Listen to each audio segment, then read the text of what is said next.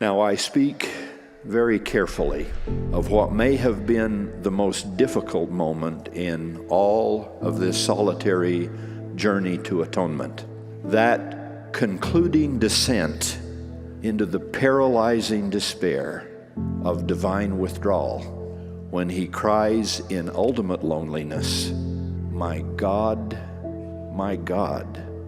why hast thou forsaken me?" With all the conviction of my soul, I testify that he did please his Father perfectly, and that a perfect Father did not forsake his Son in that hour. Nevertheless, that the supreme sacrifice of his Son might be as complete as it was voluntary and solitary, the Father briefly withdrew from Jesus the comfort of his Spirit.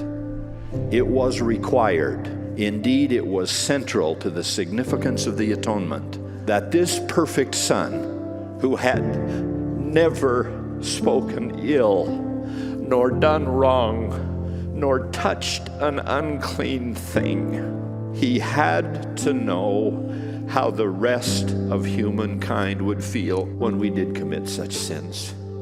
For his atonement to be infinite and eternal, he had to feel what it was like to die not only physically, but spiritually. When the uttermost farthing had then been paid, then finally and mercifully it was finished.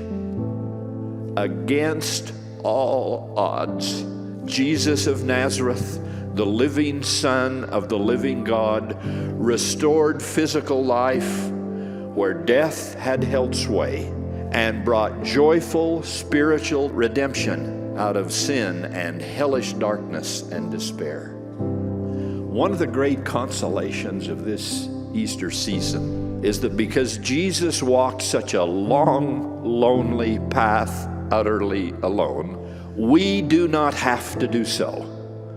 This Easter week and always, may we stand by Jesus Christ at all times and in all things and in all places that we may be in, even until death. For surely that is how he stood by us when it was unto death, and when he had to stand entirely and utterly alone.